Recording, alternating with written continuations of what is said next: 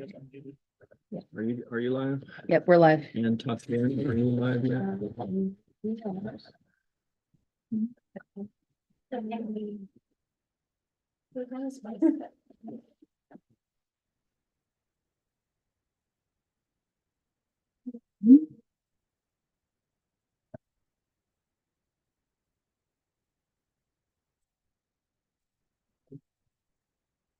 We're good? Both tech pieces good and live?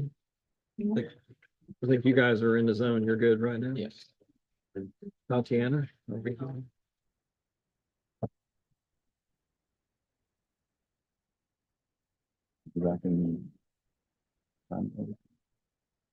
Yes. Okay. But not so much Monday when I travel in. Tuesday we were.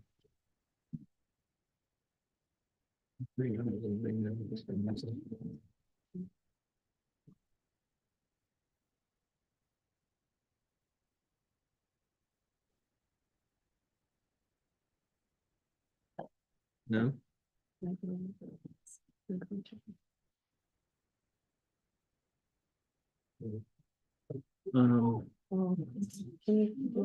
want? Yeah. There we go. Let's see.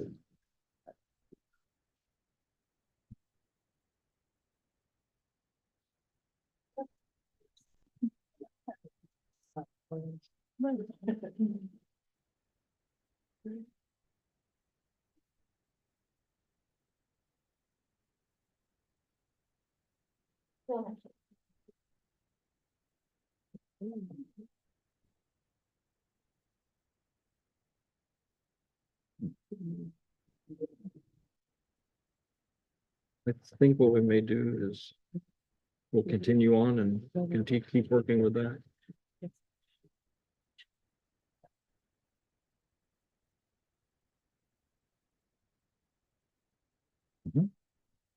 No objection on our I end. have. It could be you.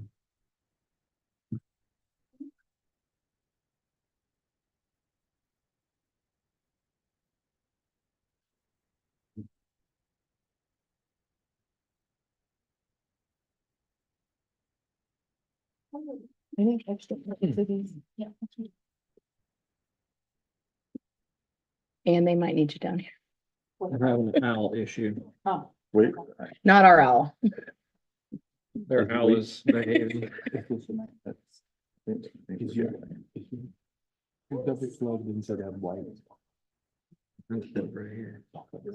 We didn't set it up, but we can move back this way.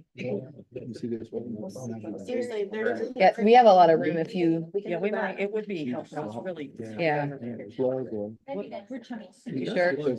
Okay. We're good. Okay. We're just practicing. Good job, man. No, we're okay. We're okay. All right, so now All right. let's do this. All right. Let's get started. So both sides are officially on the record. So we are, for people that are new on your team, we do live stream it on our YouTube channel, just so you know. And that's how we keep our record. So my name's Stephanie Yoakum. I'm the president of the Polk Education Association. I think what we want to do first is go around because we have new members on our team and there are some new folks on your team. So if we go around and do introductions so that everybody on each side knows who's at the table. So for my folks, please say where your work site is also and what you do. So we'll start and go this way and then back. Okay. Mary Ann Capizano, PEAR. Pat Nichols, Secretary Treasurer for Polk Education Association, high school English teacher. Christina Thorwegan, the Gafford Board Tech Academy, Chair of Human Relations on PEA. I'm Gina Kobaba. I'm the lead sign language interpreter for the district and I'm the district wide. Lisa Rotman, CEA team, North Lakeland Elementary. Laura Ongood, music, Philippa Mar Elementary, rep and executive work. Kim Lesnick, speech language pathologist at Pinewood Elementary. Lisa Robinson, clerk specialist, ESC. If we may, let's let them introduce and we'll introduce our team. Thank you. And we'll come back to our side and then come around. Mike K. Travis Technical College, Social Studies. Brandon Lane, PEA. Jean Reagan, Dr. Deldrick Leonard, Jewett Middle Academy, School Counselor. Elizabeth Rasmussen, member organizer for PEA and high school social studies teacher. Kevin Noonan, Dean of Students, Lakeland Highlands Middle School. Patrick Bentley, Haines City High School, Social Studies. Wilfred Talado, PEA. Anybody else? Good. All right. I'm Brian Warren. I represent Polk County Public Schools Chief Negotiator and like sign. I'd like to introduce our team as well. I will begin to my right and then we'll come down and begin immediately to my left. So I'll begin to my right. Jason Pitts, Chief of Staff for the district. Jessica McNamara, Senior Director of Personnel. Tatiana Devon Jones, Senior Tech, Labor Relations. Chad Davis, Staff Attorney. Fred Hyde, Superintendent. Dr. Curtis Williams, Senior Director, HR. Laura McCabe, Director of Labor and Employee Relations, HR. Eva Rodriguez, Senior Coordinator, Labor Relations. Ann Pasco, Assistant Superintendent, IST. Heather Jenkins, Chief Financial Officer. Jamie Fountain, Senior Director of Budget. All right, well, we are excited to start negotiations for the 3 PEA contracts for our teacher contract, our paraeducator contract, and our secretary clerical contract. And so we are here today to primarily present salary proposals from the union side. We do have a few language pieces that tie into compensation, but we are going to start with our salary proposals, and we are presenting proposals that we believe fits in with the wants of your employees that we have surveyed and that we've talked to year after year, and that our salary proposals address the not just shortage in Polk County, but statewide, the critical staff and teacher shortage that Polk is experiencing and the state of Florida is experiencing.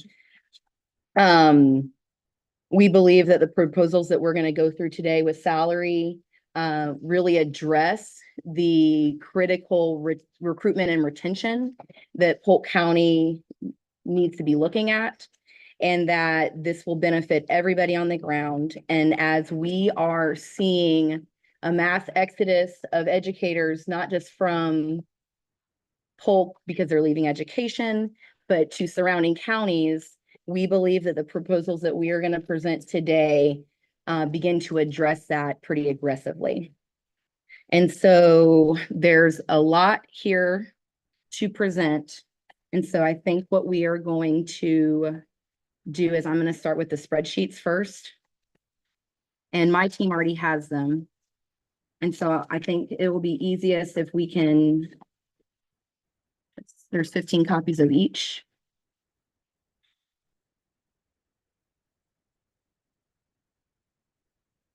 This needs to go both ways. I think it's good to do some.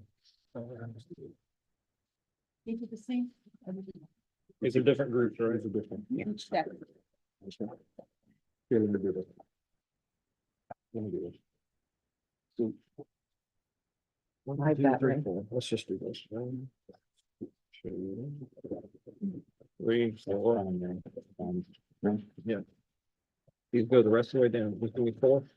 Here, plus 3. And then one more. Here's 4. I need one of those, please. And so we'll hold on the third, but we should have. Right, that was para and ESP. So you should have a para and an ESP. And then here's the teacher. Parenting and speed. And so let's start with the teacher. Let's just hold for just a second. then, please.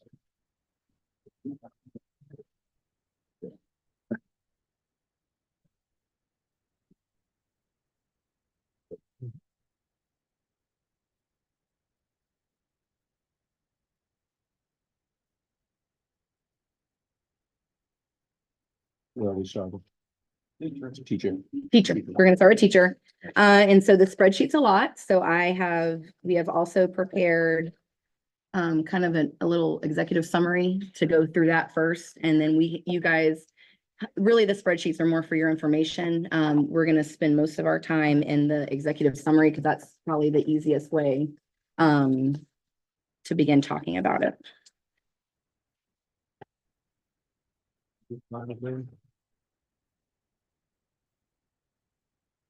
And so I want to give an overview of the teacher proposal from the union, from our union. First, and so the proposal that you have in front of you, what this does is it completely decompresses the teacher schedule this year. And so what you will see is the base pay of AAD stays at 47.5. And if you are currently on AAD, you would move one level to AAE. If you're on AAE in your first year, just completed your first year, you will move to AAF.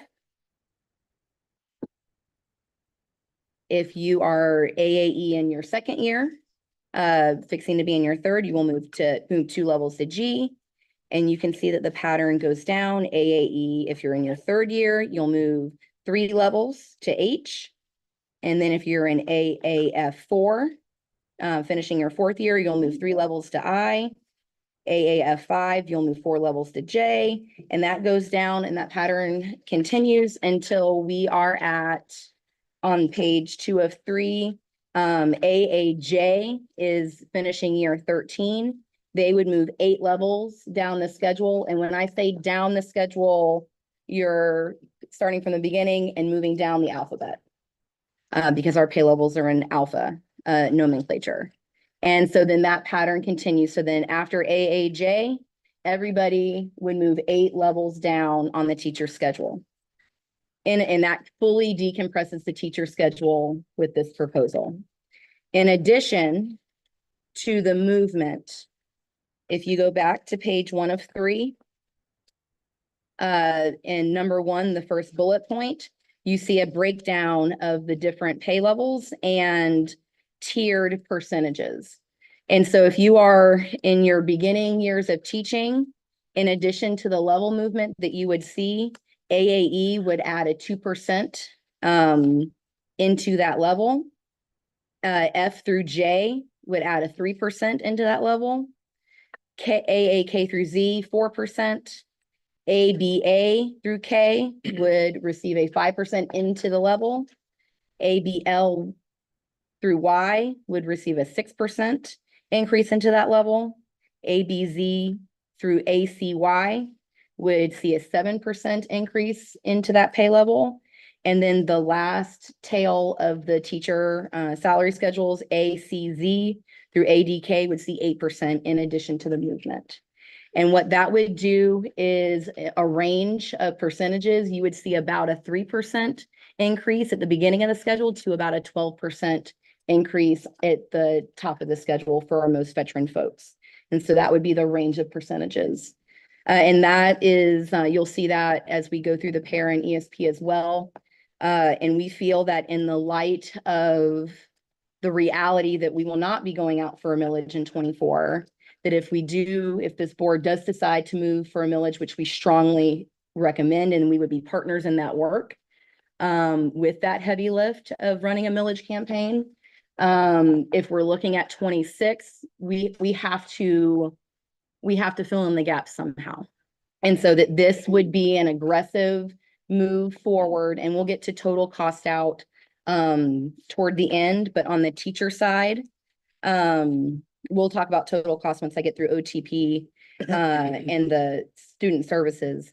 But this would be a way that in the years that maybe we don't have a millage until we can run that millage campaign, that we can keep good quality educators in Polk County, knowing the reality that in Hillsborough and Osceola, Orange, they will all have millages after November. And we are going to have to keep quality people and recruit them and retain them. And what you see on the teacher side is you just see the grandfathered and the pay for performance teacher, because the dean and the student services are a function of the teacher salary. And with the dean and the student services would move the same way, with the dean retaining their $2,500 added into that schedule. And what we are also proposing on the student services, which is on page 2 of 3, is currently the school counselors get a $2,500 supplement. And we are proposing to move that supplement just like we did with the deans last year, move that supplement into the student services pay schedule so that not just school counselors, but all employees that are on the student services pay schedule would receive that $2,500 supplement as well. And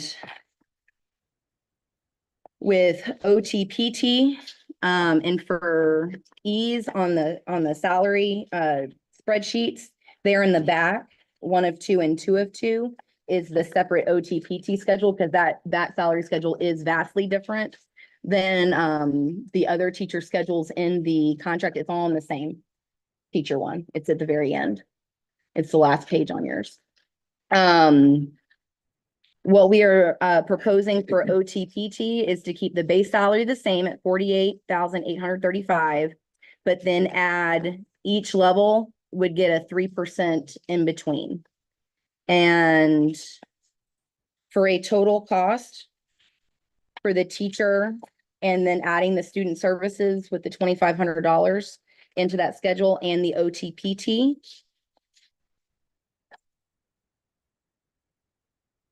it would be a total cost of the teacher contract of $35,862,326.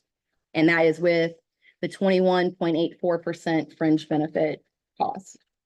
So that includes benefits.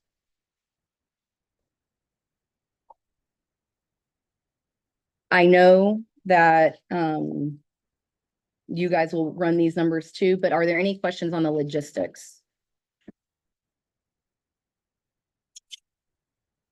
Or any clarifying?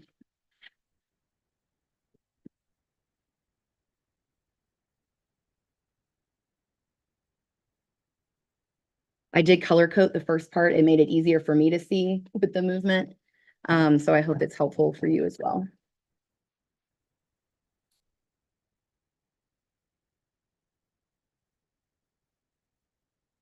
And so the take home here, just kind of a general summary. Teachers in the teacher contract would see, if you're at the very beginning, about a 3%. And then if you're the most veteran teacher, down the schedule, you're going to be seeing between 3 and 12% for the top.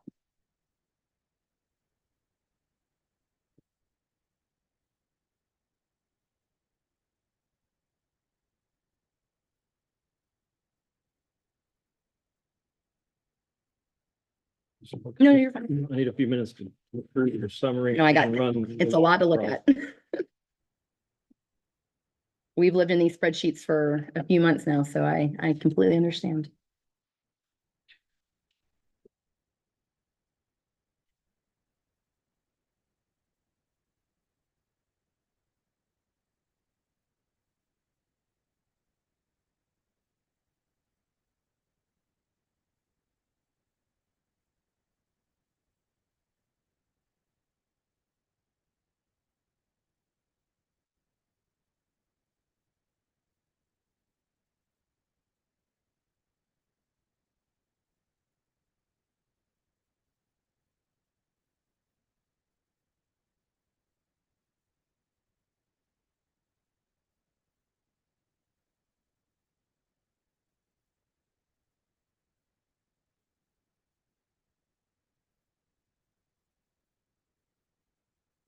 All right, I got a dumb question probably right off the bat. What's up? So let's go back, just take me back to your summary page. And so the proposed percent increases within pay level Mm-hmm. in addition to the level movement below. So if you're on AAD, you're moving to AAE. Yes. And then, That's sorry, a go ahead. 2.8%. Yes, with the move, because you're taking account the 1 level move and the adding in the 2% into the AAE level. Because the AAE level used to be 47,887, Yes, and now it's 48,845. yes, And that's a 2% increase. yes. And so the employee that is currently at 47.5 with 0 years of experience, as they finish this year, they'll be getting 1 year experience. So they'll move 1 level to AAE. So the amount of money difference plus the 2% that was added into that level.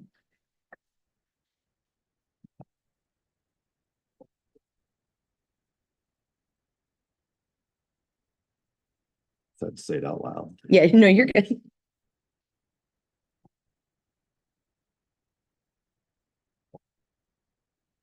I know my spreadsheet guys on your side will understand. You look at a spreadsheet and you know it backwards and forwards and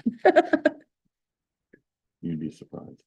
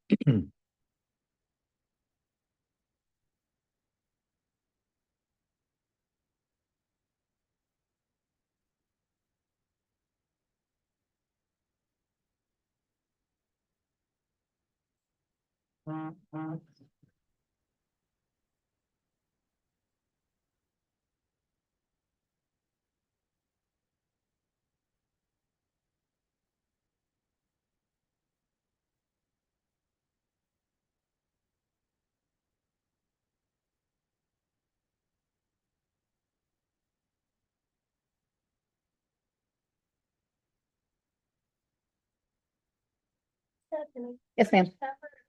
Are these budgeted positions or filled positions? This was from the data that I received from personnel when we requested it back in the mid-springtime. So it's filled position. Yes,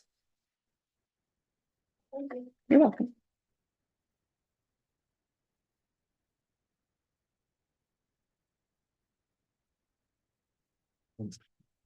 You move on to paras. Okay. I was just waiting.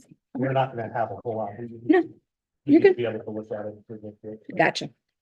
All right, so let's move to pairs and ESPs. Because we made the pay grades and the support staff contracts uniform and consistent last bargain, this really to look at one is the same as to look at the other because the movement's going to be the same in each contract now. The pay schedules in the two contracts are now A through M. And they're consistent with a consistent placement schedule across the board. And so these are going to be a lot easier to look at this go around than last time when we were also making them consistent across the board. And so with our, here we go. So I also did a summary for the pairs and ESPs with that movement. So I figured you will look at the spreadsheets in more detail later. And then I will also send electronic formats of all the proposals over so that, you know, the finance team can look at my Excel sheets and all that too. And I'll do that after we meet today. But the para and ESP would be moved the same way since now we're consistent across the board.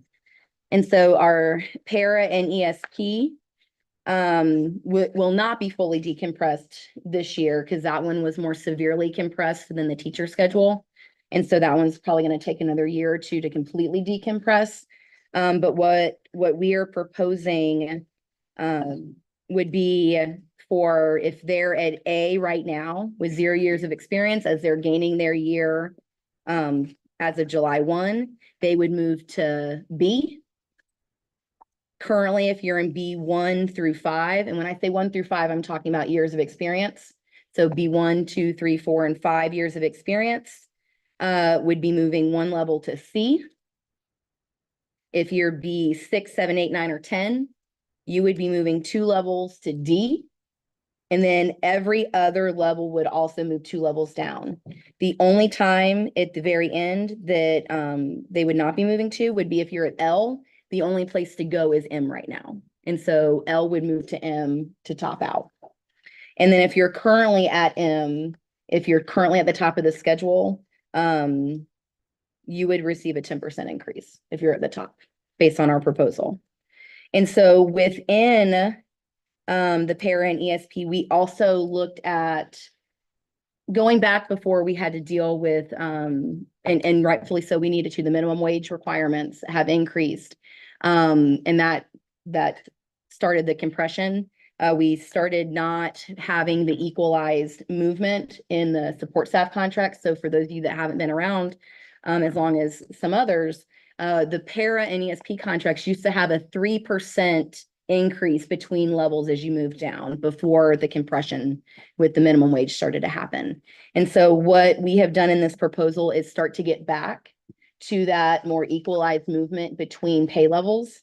And so between levels A and G, there's a 3.5% difference in between those levels. And then once you hit level H to M, there is now a 4% difference as you move down those levels, so that it is more equalized across the board now. Now, some of the schedules as we were moving through were outliers because like, for example, in the principal secretary pay grade, K through M, we ended up doing a 4.5% because a 4% would have decreased hourly rates as they currently are.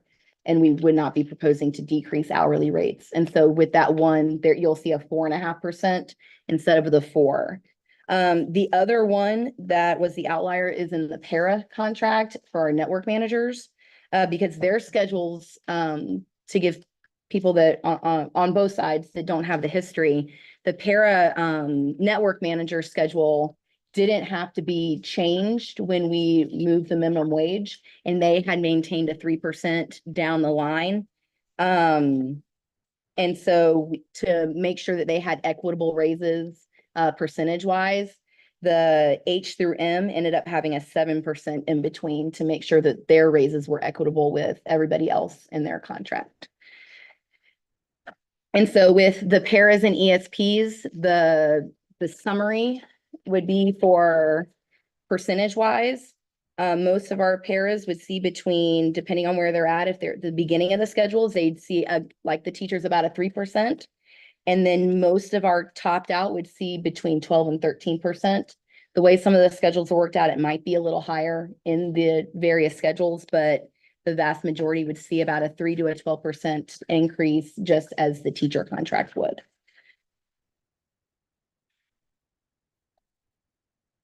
And for our paras and ESPs, on the back side of this sheet that you have with the level movement, we have the cost outs for the 2 contracts. And so to cost out this proposal for our para contract with the 21.8684% benefits, it would cost $9,196,159. And our ESP with the 21.84% benefits would be $1,794,384. And our last sheet to give you guys for this is kind of total, all in one spot so that you can see it. So total with benefits between our 3 contracts with everything that we have presented today. And again, this includes the fringe benefits of 21.84%. The overall cost would be $47,278,850. And we have costed this out based on your new money that you got from the state of Florida, which is looking by our calculations to be about 30 million. And then we are, to help cost this out and pay for this, we, in light of not having a millage on the referendum, to do something in between us getting a millage on the ballot, and hopefully 26, we would ask for 2% of your fund balance, which is about $20 million to make this work.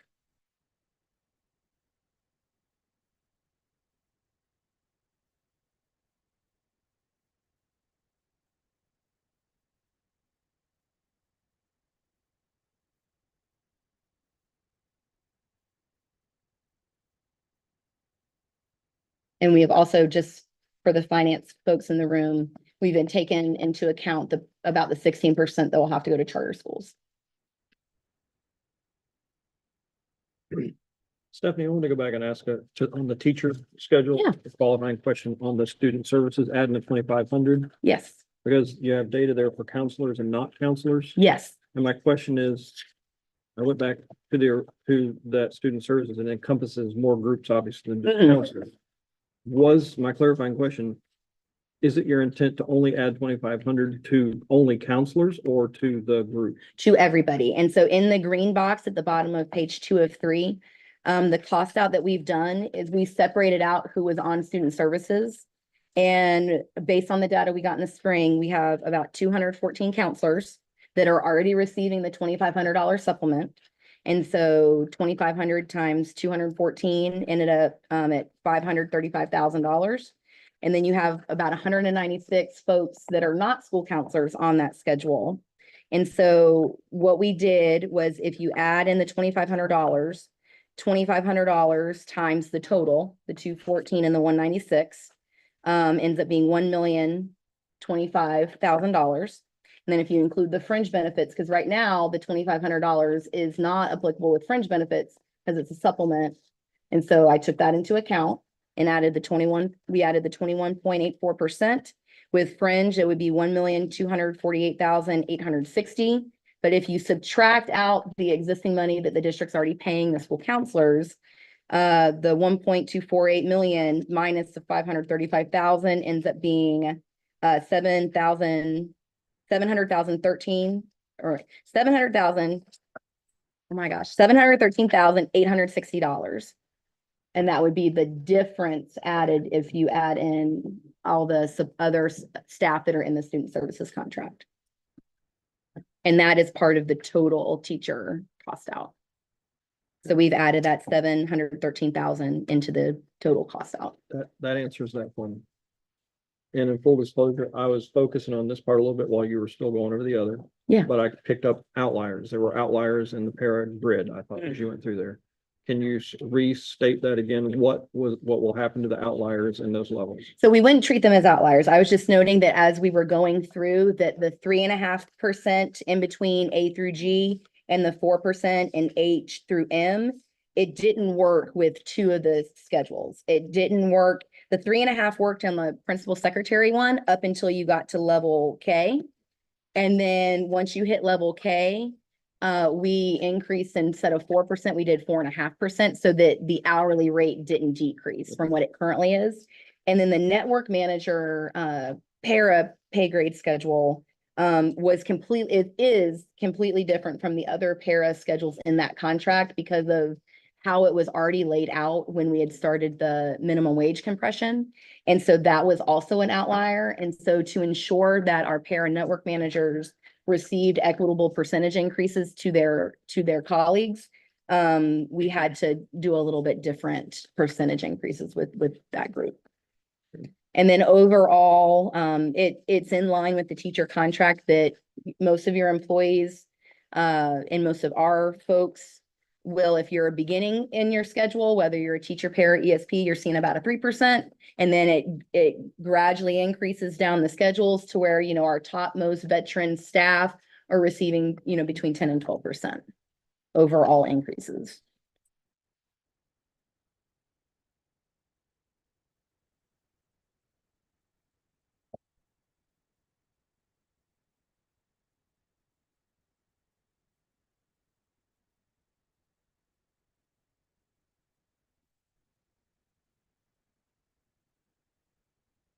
I know it's yet to be discussed, but I'm looking at the bottom remark on your summary page. Fine. Where it says these cost proposals do not include possible pay grade moves for some job descriptions that'll be jointly reviewed. What do we have perhaps looking forward to out there in that regard? We know that, and we've put out to our bargaining unit, we were looking at Secretary 2 and 3, ESOL paras, and our ESOL TRST job descriptions to be reviewed this time. And so and I think you'll probably can infer where we stand, there could be possible pay grade proposals for those contracts or for those job descriptions. But this proposal does not include any potential pay grade proposed moves based on job description review committee. It was the last group we saw TRST. Yeah.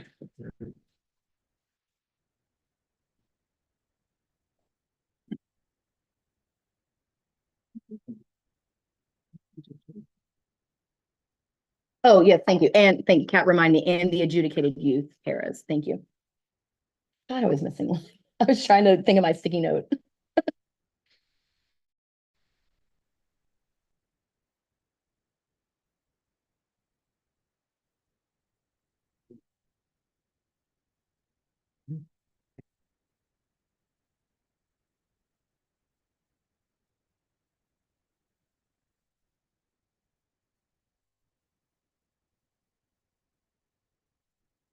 All right. Let me clarify, make sure we can move to the next thing, or if there's other questions. Team on my side, as you reviewed on a quick review, are there any questions before we take it back to the office to review further? Okay. So Stephanie, what we will do is we're gonna take these proposals back. We're gonna drill down through the summaries and through Okay. the line items, walking across, checking and costing, and then we will follow back up at our next time together Okay. or otherwise with it. And after the meeting, like I said, I will, and Laura will probably do the same with your 3 electronic, so that we can possibly do counters. And I'll send you also the electronic files after we meet today. Good. Right.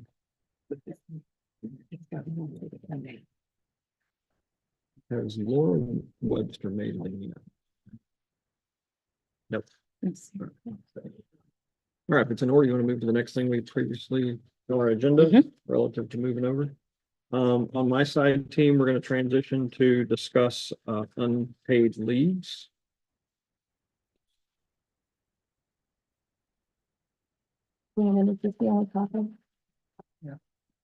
Did you sign? No.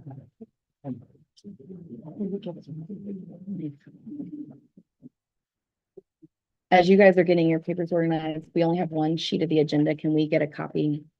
Or can we make a copy so that we can have a copy of the agenda? No, sign-in sheet. Sorry, Sign-in thank you. sheet, okay. That's what I meant. Sign-in sheet. We have plenty of agendas. We have plenty of agendas, sorry. Yes, if everybody signed. Just make sure you- Has everybody signed in?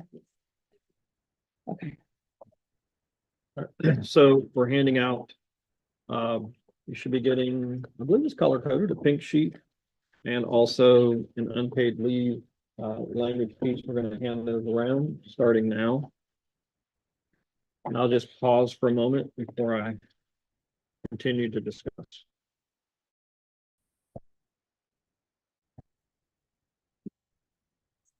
I guess this is, has it gone down there? We need to stick on the side and then shoot I back just here. going this way. Your list. Your Three phone, back and here, then three back they here. have it.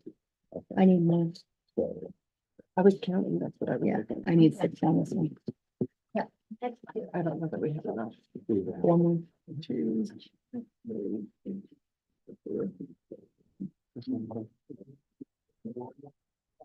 I was just going across the table. We're passing out the white sheet. We need the pink sheet. I think this is state. But as you all things. Just tell me what. Yeah. Okay, yes. Okay. I'm putting this here. And that's for you guys. It's your, I'm putting extra. Oh, thank you. in the middle.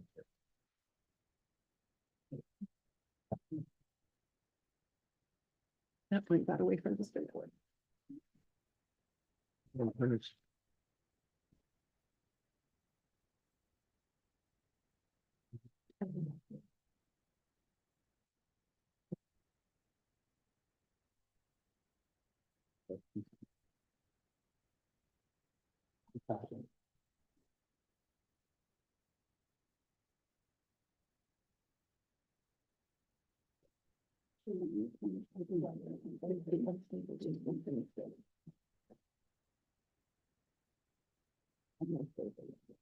Okay, what I would like to do is begin with the pink sheet. I'm gonna give you a little bit of a context of what we're looking at and why we're talking about unpaid leaves. We bargained language last cycle? Two We cycles.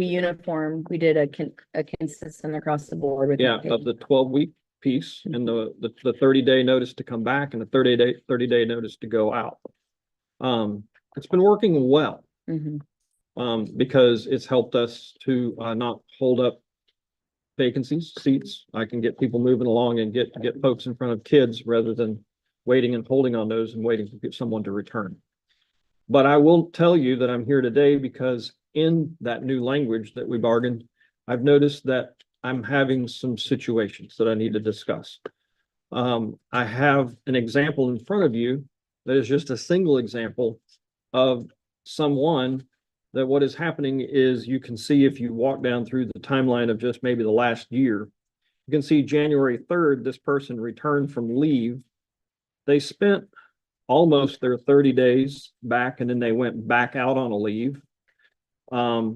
They were out on a leave through April of 24. They returned in May and then they actually separated.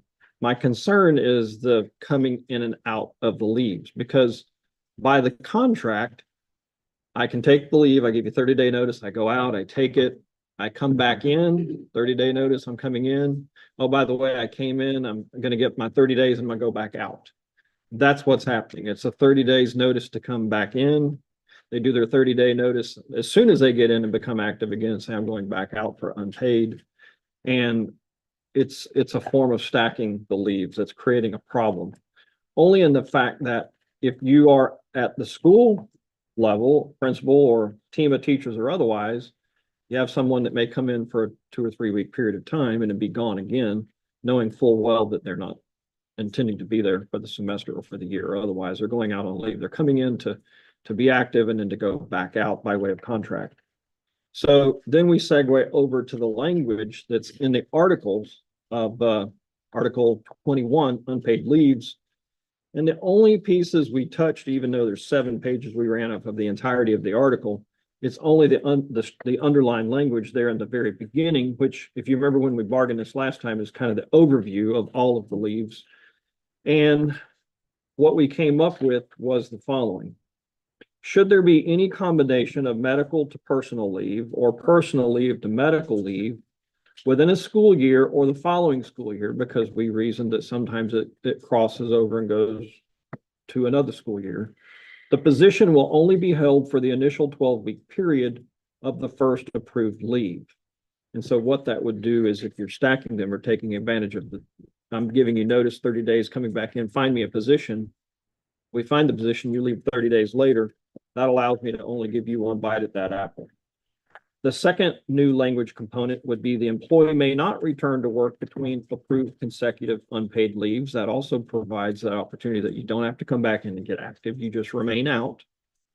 And then the third language piece would be the 30-day notice before return from leave will remain in place for return from consecutive leaves. So what that says is I take a medical leave. I don't have to come back to then take personal, but my position's already been given in the first 12 weeks, but I need to give my 30-day notice when I'm returning from my consecutive second leave of personal leave to return. That's the synopsis in the language that's before you and the context from which it's proposed. How many people do you think would fall into this category? I ran reports. I'm gracious to personnel. They ran reports before we came in. I have in excess of 15 right now that have accessed this transition between medical to personal, personal to medical. And they've returned to work and then gone back out Right, they again. look similar to this. So we're not talking about, because I know of one Mhm. that has stacked, but she never came back. Right. She transitioned right into, so we're not talking about those folks. We're No. talking about people that are coming back, becoming active again and then And going then back going out. right back That's the out. 15. That's correct. Okay. And when I was at the table and we discussed this last time, it was the stacking that I proposed first. It was my challenge. Mhm. And I did feel like 12 weeks giving away would get us where we need to be. But now I'm seeing the 30-day advantage piece of coming in 30 days and then going back out, which I don't, in my mind, was not the intent of what I was trying to accomplish with the stacking. Because I wanted to create constancy of instruction or opportunity in the classroom once that occurs. And furthermore, there's a benefit to the employee to not have to come in and become active in between those two leaves. Okay. Well, we'll take this back and discuss it and then be ready to talk about it next time. All right.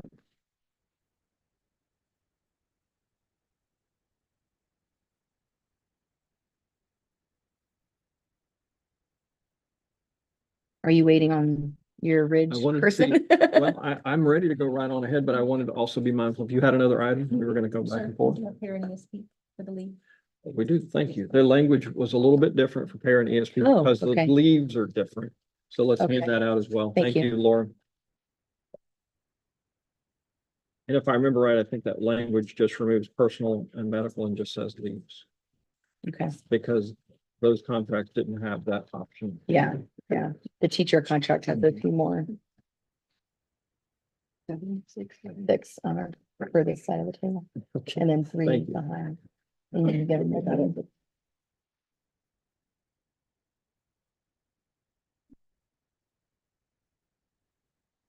Are these down our way? Can I have these? Yes. Keep seeing those, right? We haven't had it. Okay. No, they haven't. You don't have these. This is the parent. I think. Okay, we have ES. You want me to keep that? And the language is mirrored in the parent ESP, the 2 Yes. support staff ones. Yeah, I just want to double check, but it should be the same. No personal leave for the. So we'll read. No, that's, I was saying the 2 support staff ones. Yes. Are in this- your- I don't have a yellow one. Here you go. I get this one. You keep your set. I wanted to compare the two because I think they are the same one between the two. Clarifying question, would it be beneficial to use this more overarching language in the parent ESP? Just for clarifying also in the teacher, if we're looking at that, instead of being more specific in the teacher?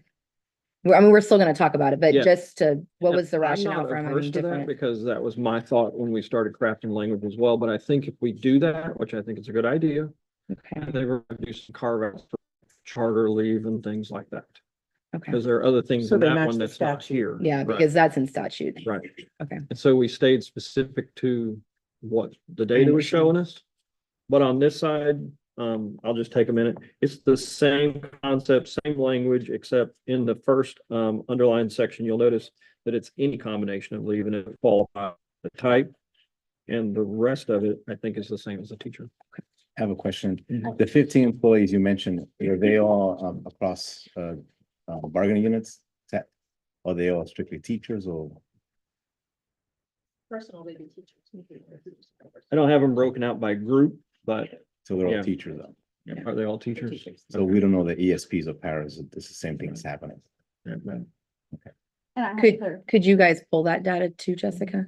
Okay, thank you. I have a clarifying question, just all the way it's worded. So any combination within the year or the school year, so my question is, because this isn't really the issue you're having. Say I take a 12-week medical leave, you've held my position, I come back, and then 6 months, 8 months later, there's something that happens, and I then have to take have I used up my 12 week? So for me, it's I'll use the consecutive or the contiguous touching one another. Okay. It's so that we- 30 days in between that, Okay. creates so- my so problem. This first thing, it's not combination, it's yeah, combination. because you could have a consecutive. medical condition with FMLA, come in and then work, I don't know, 2/3 of the year and then have a flare up or something Right. happen, you gotta go back out again. I see that as a separate event, it'd be a separate leave. Okay. I'm talking about what would appear to me more of a stacking issue, Gotcha. trying to create the opportunity for them to have 2 consecutive, but what is more, not have to come back in, do the 30 days and then go back out. It's Okay. just not, it doesn't appear to be good instructional practice for me. It's better for the employee. Yes. Okay. Right, thank you for that. Okay. Do you want us to go since we're I have Laura here, whatever your. Oh, no, we can do that. You guys can present yours and then we can present All right. yours. All right, the next thing I would like to move to is the discussion of Article 6, teacher contract.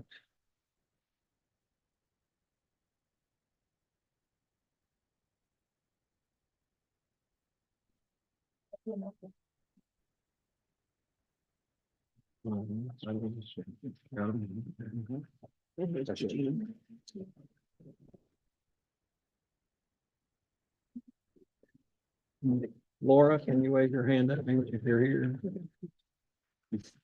Oh, there she is in the very back. Okay. Laura, we're getting ready to start Ridge.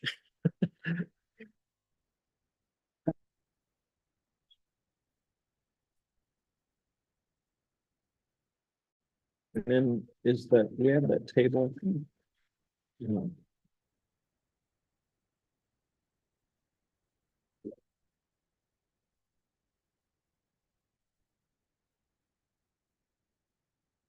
Table we made of the hour of the minutes instructional and planning. All right, let me just look at it. You have, because I know we made it in our planning. Let me just look at the numbers. Great job. That's not it. Oh, that's not it. Give one more. No, that's the next one. Okay, here you go. These are extra strip. Okay, I'll just keep it in the middle somewhere. There we go. I think you've seen it already. These are extras. These are Give them right in front of your, you probably can't see it because I'm. Oh, right here. Yes, sir. Gotcha. Thank you. Right in your blind spot. Gotcha. Thank you.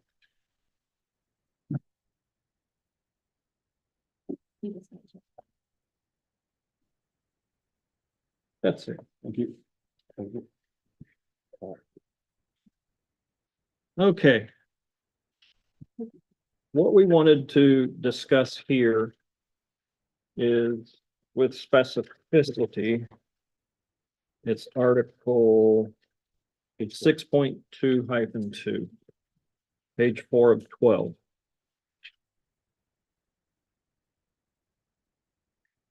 The first piece I want to outline is we have programs at Ridge and Travis that are growing. We have demand and we have need.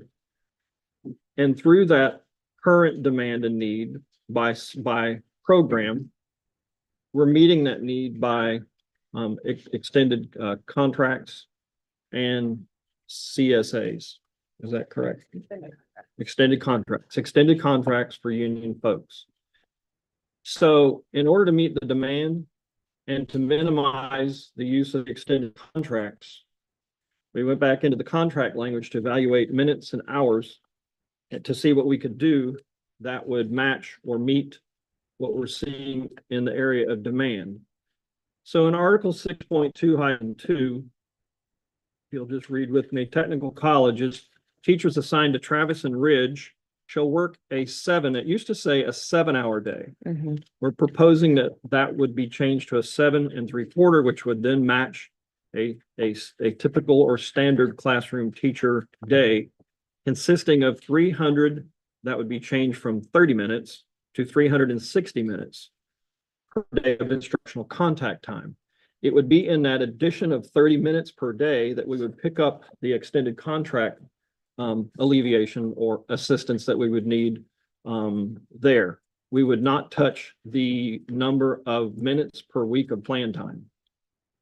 In the next paragraph, teachers with a schedule consisting of less than, we just changed it to 360 student contact minutes per day, shall work the regular 7 3/4 hour with time directed by the technical college director. Now, I wanted to walk through a few pieces because the existing language at 7 hours meant that there were 330 minutes. That's 5.5 hours of instructional. So there was a remaining balance of 1.5. And I wanted to have this to hand out, but you can just maybe follow along. So that meant that if you do the planning time of the 300 minutes, it gives you, it gives you 100, it gives you an hour per day, 60 per day. So that leaves you with a half hour left over for lunch and room change. if we did nothing to the daily hours and only increased the instructional time, what that would mean is we would remain at 7 hours per day. Instruction time would increase from 5.5 to 6.0, and the remaining time still being 1 hour, because 7 minus 6 is 1. And then planning of 1, and we're left with 0 for lunch and room changes, so that's not going to work. Mhm. So that's why I'm walking you through the thought process to propose draft for discussion of the 7.75. That gives the 6.0, the 360 minutes for instruction.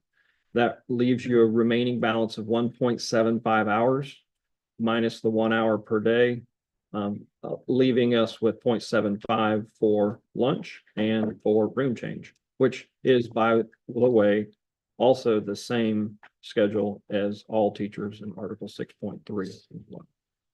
So that walks us through the 6.2-2.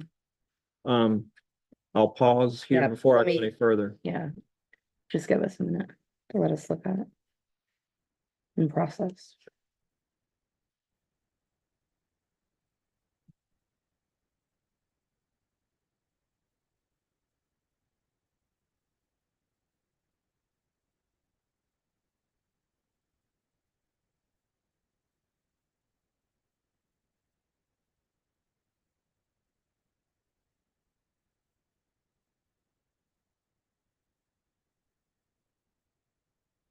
Can you explain that last clause? Or really the last sentence, specifically with the remaining non-student contact time directed by the technical college director. So what would you envision that looks like? So you would be striking through the current language and be adding teachers with a schedule consisting of less than new 360 student contact minutes per day shall work the regular 7.75 hour day, and then adding in with the remaining non-student contact time directed by the technical college director. So is that if they are scheduled for less than 360 and then their supervisor gets to direct how their day goes? Like walk us through that a little bit I'm more. going to defer to Ms. Webster, but that is where I was going in philosophy and concept. Yes, I believe that's what it would look like. If the teacher didn't have that 6 hours of instruction scheduled for them, then that would apply to that teacher. What the duties? Details. Yeah, so and I know within a regular traditional classroom, like school setting, our teachers there have 360 student contact minutes and they can have up to that max. So kind of a similar thing here, and that can be done with instructional and non-instructional duty up to 360. I think, and this is something we would definitely be caucusing on. And I'm very grateful to have Mike on the team with us because he works at Travis. So that he can give us, our team a little more insight on this. What I'm concerned about is that it would then the language for non-instructional duty committees then be extended to Travis and Ridge, because right now staff get a say in what that non-instructional duty looks like. And there's a committee that should be in place to where staff and where it's equitable. I know me personally, and I think I probably speak for a lot of my team here, I'm concerned about time being directed by the technical college director. And I'm sure they're lovely people. I know some of them, like, I do think they're lovely, but they always don't stay in those positions. Like, the staff at those schools, just like in a traditional school, need to have a say in what that non-instructional duty time looks like. So would that be because it sounds like this clause would supersede the existing clause at traditional school sites to where they have a say in their non-instructional duty time. I would offer, take it back, and then Okay. whatever you bring us back something to chew Okay. on. I will say this, as you can see in the language, all we did was change the 330, which was previous to 360. And we just added that piece because we knew we wanted to provide some definition as to what Okay. what benefit or how we direct or get something from that non-student contact time. To your point of duties or otherwise, I think we would need to also further discuss and to see where we go. I think I'll go back to the key piece here was the necessity of needing those extra 30 minutes for instruction time. and going from there because of the demand and the needs in the program. We can go on to 6.23, or do you want to pause a minute? No, go on to 6.23 and then I'll add this in a minute. Teachers at the area technical colleges and special programs such as state licensure programs. And what we did here was we made it more, we included examples, including but not limited to cosmetology, dental assisting, massage therapy, and medical programs, or those less than 5 days, etc. Shall work no more than a 35-hour work week. I'm sorry, a 35-hour week with no more than 1950 minutes. That's 390 minutes per day of student contact times a week. That's old language. Mhm. With curriculum and student grading to be provided through the board-approved software platform. And then no less than 150 minutes of planning time was stricken. And then we put new language for planning with respect to planning time is based upon the scheduled days of instruction because they are part-time. And it would mean with 30 minutes of planning time being provided for each day of instruction. For example, if scheduled for 2 days weekly, the teacher would have 60 minutes of planning time. In certain situations, teachers in these programs may not have a duty-free lunch, but that again goes back to the part-time nature of the program. Mhm. So I know, a group of us were just out at Travis and Ridge, and I know we had the district had some restructuring of Mhm. programs, and I think that there's a plan, for even another iteration of that. Mhm. So with programs, it seems like expanding and where you need that expansion, are we gonna have to add staff back in to those programs? Like, how would that look when we just had kind of a displacement happen? Mainly in our secretarial and paraeducator groups, but I think there were some instructional discussions too, where we might have some reductions at those schools. So if programs are expanding, are we gonna have to add staff back into those programs? I would not, I'm gonna have Ms. Webster also respond, but I would not anticipate adding staff in because what is happening is all of the programs represented are not burgeoning and growing, but we have areas and pipelines of programs that are doing very well. So those that are doing well, I would anticipate would flourish and continue to grow. Those that are withering by way of student enrollment or participation would need to be evaluated based on the rate of return for those programs.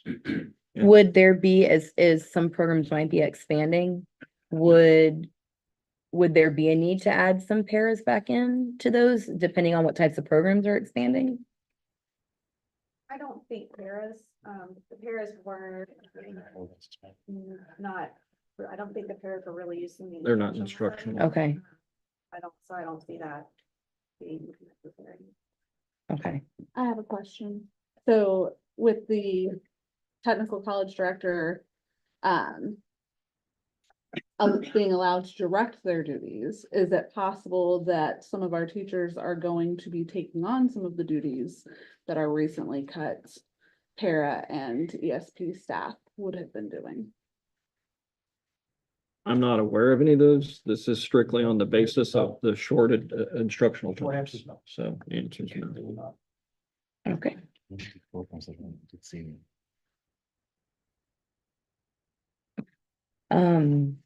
What, and what program, and I guess Travis and Ridge are different in some of the things they offer, but what are some of the programs that you think are expanding, maybe on the horizon? A lot of our industrial programs, so well-being is very popular. We have a waiting list at one of the schools for well-being. Electricity is popular, HVAC is popular. So those are medical and nursing, and some of those are limited. Some of like dental assisting is limited in the number of seats available for Yeah. an instructor. Airframe and power plant is exploding at Travis. So Mhm. just, it depends on the program. And that's really, that's the best way to answer your question, Michelle, because there's no way to tell you. There's an ebb and flow to some of these programs. Sometimes it's based off the instructor and what they bring to the classroom and how they recruit. There'll be a far more comprehensive recruitment strategy in place for the upcoming school year and moving forward, including how we're marketing to our own students and staff. But at the end of the day, programs that are not flourishing, and we have programs that have students by kids, we cannot sustain those programs. It's not cost effective, it's not efficient, Mhm. nor is the outcome benefiting the community as a whole. So we would shift those staff. So with high interest, high demand or new programs, yes, you would see an increase or shift in Mhm. staff. But in areas that are not flourishing or that are seeing considerable decline over the last 5 to 7 Mhm. years, those programs will be reevaluated every year to determine whether or not we're going to continue with those programs. Would staff that are like heads of these programs or involved with these programs, would they be given time to do recruiting during the duty day at high schools or within the community to promote their programs? So there's two parts to that. Number one is a lot of these programs are also school-based programs. So that's where the bulk of it will take place because we want our students visiting middle schools, classrooms and talking to students about this. This won't just be a lunchroom visit. These will be scheduled into certain classrooms, Okay. social studies, science classrooms where students can come in and talk about the industry. We'll be establishing shadow days for kids to go over to these campuses. Cannot do that at Travis or Ridge because of the adult nature of some of their student population.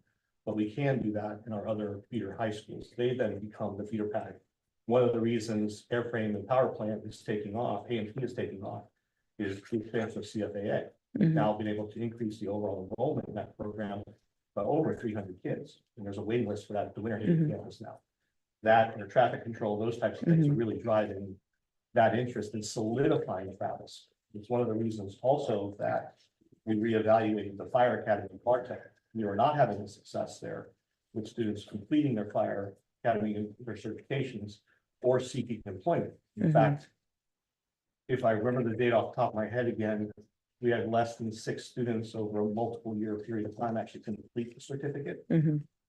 Most of them and most of our fire departments actually look to hire them initially as EMTs and then allow them to transition into the Mhm. fire academy. So moving it back to vocational trades colleges was far more beneficial to our students in the long run. Mhm. And several of our students commented that they actually went back to that program to recomplete the program because it was more beneficial. So I think part of this is the marketing strategy. To the extent that we can market Travis to high school students, there's opportunities there. Mhm. And we'll be talking with you all in the near future about the possibility of 2 high school vocational sites, dedicated vocational trades high schools in Polk County. Okay. In the very near future. So, Okay. but that then becomes a feeder and the opportunity for Travis and Ridge. The high school programs draw and market to the middle schoolers. That does not mean that we could not work to incorporate some job days, job shadow days, job employment opportunities, recruitment events during the school day at Travis or Ridge in conjunction with their staff. Okay. We could make something. We'd have to work through that, the details of it, because there's some of those programs are so hour specific Yeah. that I don't want to create a hardship on the students Yeah. where they couldn't complete it. But we might be able to work out something where we Okay. could do recruitment opportunities during the day. Okay. Perfect. All right. Thank you. So that concludes the Ridge Travis proposal, which we can take back and we can discuss at a later time. Thank you. And then, do you want to go next?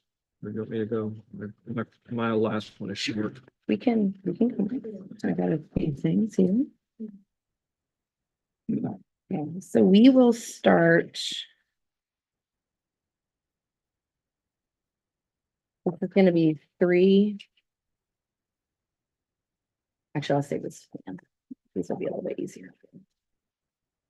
We'll start with our ESP 15. So team, we're gonna start with ESP 15.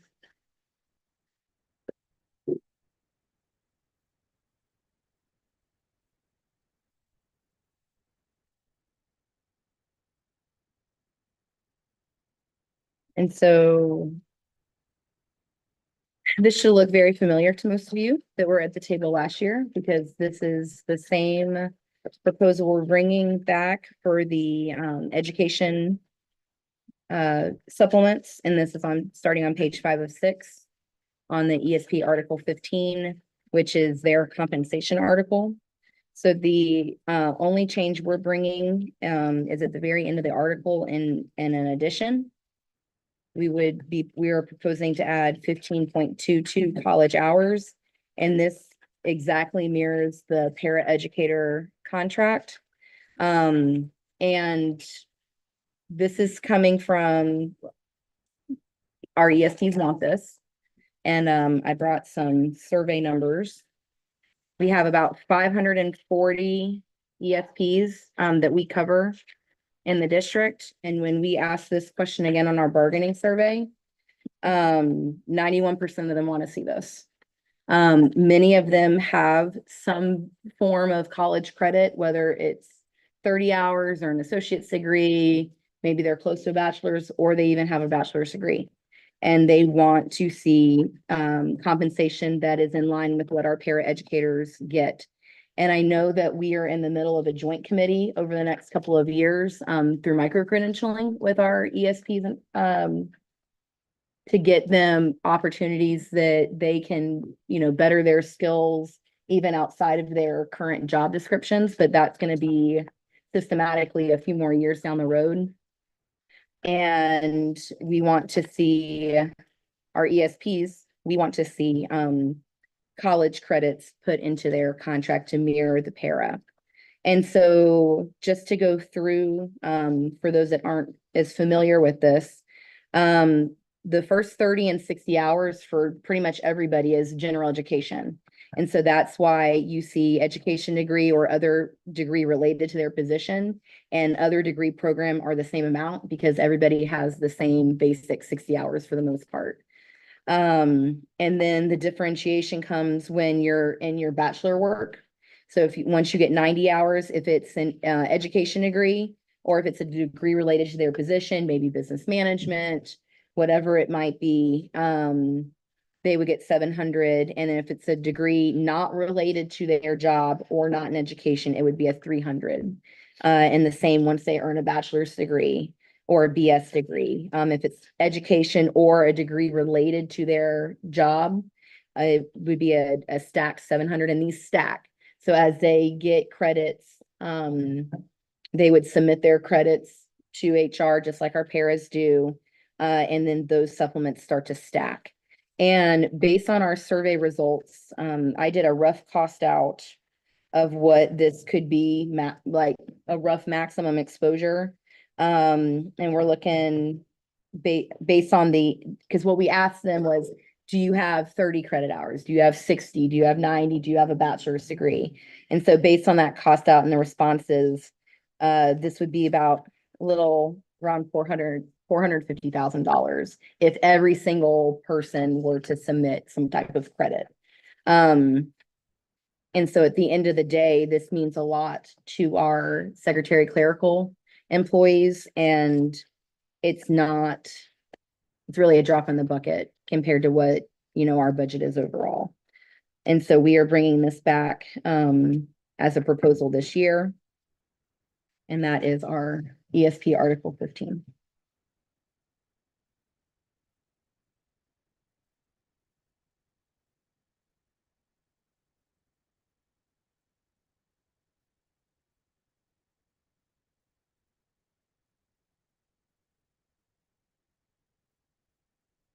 I just wanted to clarify the stacking. So does that mean it stacks as in at 30 hours, I get 500. When I get 90 hours, I get a total of 700. At BA, I get a total of 700. No, the way it currently works for our para educators, if you have 30 hours, and I costed it out this way. If you have 30 hours, you have $500. Once you hit 60 hours, you have a total of $1,000 because you get the 500 and the 500. Once you hit 90 hours, you have 1,700. And then once you hit that bachelor's, you add your other 700. That's currently how it works for our para educators. And that's how I came up with the number that I came up with about the 450,000. If everybody that had these submitted transcripts based on the responses that we received proportionally. And that's currently how it works for our para educators. Okay.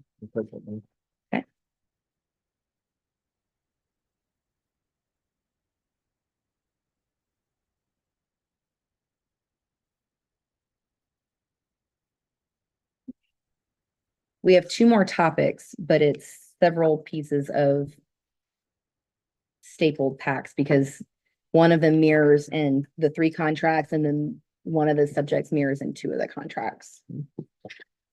Let me just, I'll do it. all right. So I'm gonna hand you everything that I have and then I'll let you know which we're doing. So this is ESP Article 12.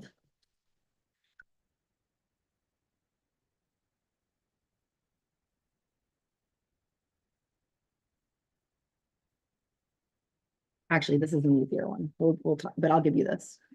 I'm just gonna give you everything. And then we'll go from there. That'll be easier. Yeah. Yeah.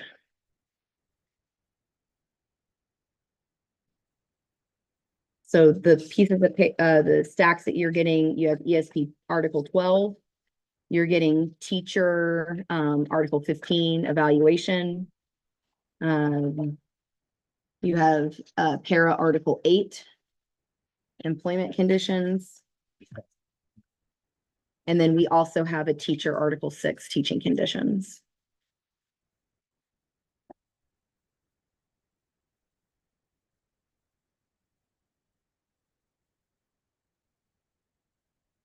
Oh, you have any of those?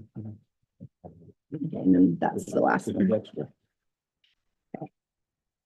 And I know you're passing out papers, but we'll start with teacher Article 15 evaluation.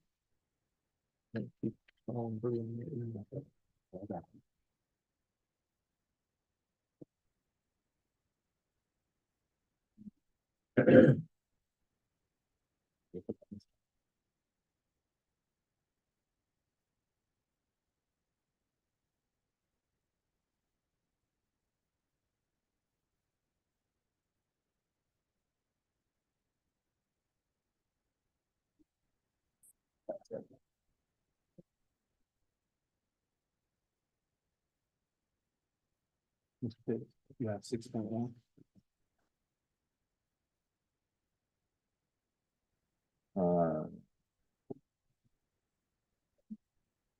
You have things. Mhm. Okay. Thank you. Yes, sir.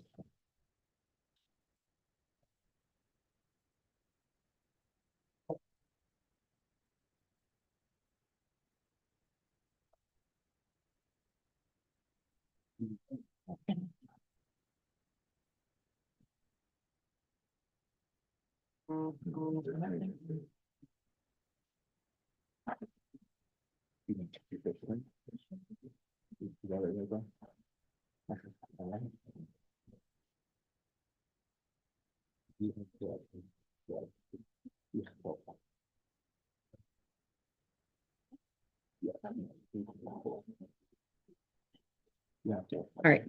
There were four, correct? Yeah. Four handout. Yeah, teacher 6, teacher 15, para 8, ESP 12.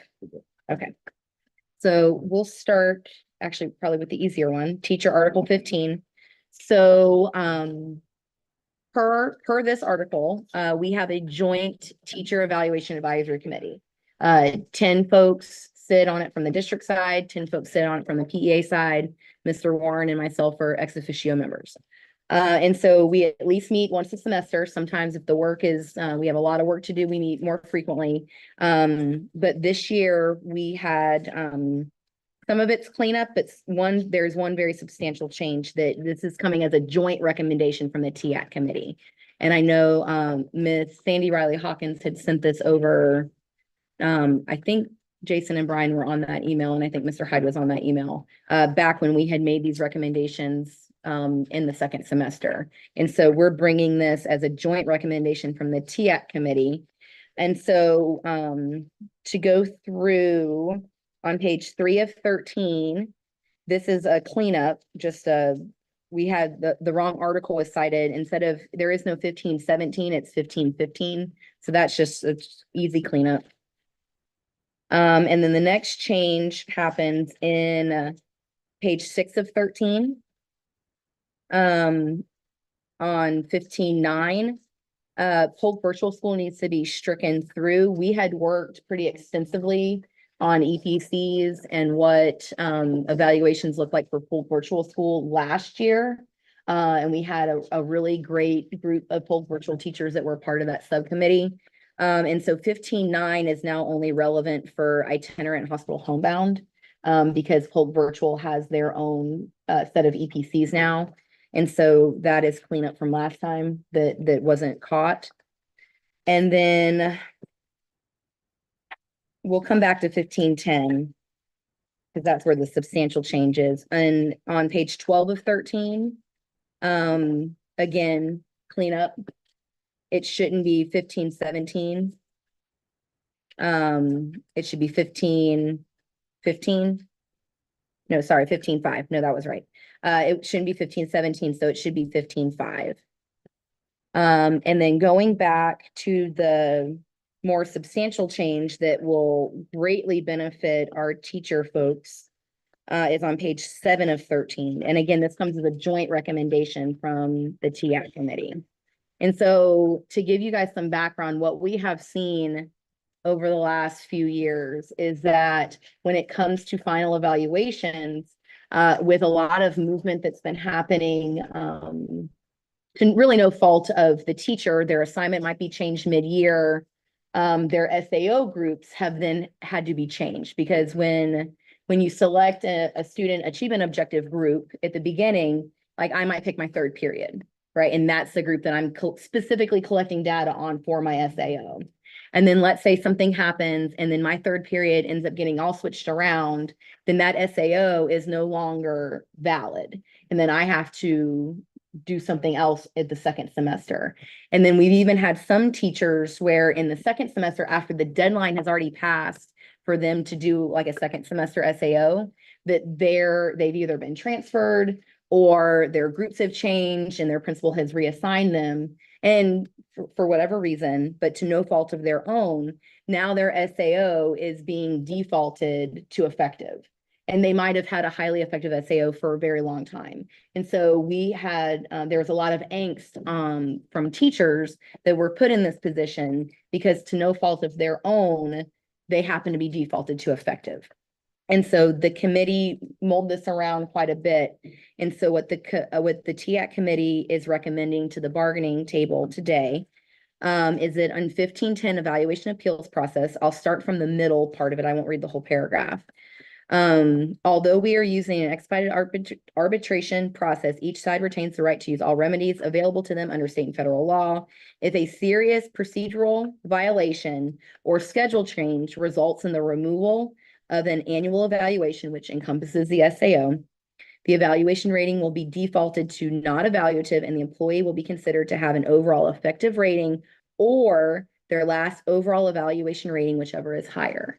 So that way, you know, if to the no fault of the teacher, something happens, and this is not for teachers that are out on leave or anything like that. This is strictly things that are outside of their control as far as the work goes. That if they had an evaluation of highly effective prior, they wouldn't just be defaulted to effective.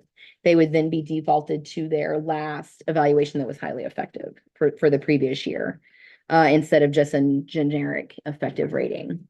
And so that's the substantial piece that we wanted to make sure we discussed today. And again, that's coming from a joint recommendation from TAC. So this has been vetted by, you know, the principals that were appointed to TAC, and then I get to appoint 10 people from our side. And so that was a very collaborative group. Well, I'm gonna request it to be more explicit. Schedule change is too generic. Because if a teacher moves from a third grade ELA to fourth grade ELA, I would not agree with that. So if you guys need to be more specific, I would ask you, encourage you to bring something back. We'll bring back an option as well. Right. But what if the principal has changed them from third to fourth and that's out of their Within control? their content area though. No, but it's not that. It's actually, it zeroes out Their your SAO ability to process. Create the SAO. I understand Yeah. that, but you're claiming here that they would receive an overall effective rating. But they may not be overall effective, so I'm a little concerned with the ambiguity of that language, so I think it needs to be more explicit. A schedule change, right? So if I'm changed from social studies to science mid-year, right? All of a sudden I become a reading interventionist or something like that. I don't necessarily disagree with the language you're proposing. I would disagree though, if it's a change within their content area, their area of certification. Because quite frankly, they may be moved from a tested grade level that counts in the school accountability to an outside grade level that does not have accountability for a very specific reason. And they may be documenting an individual. So I'm concerned that automatically defaults to an effective rating.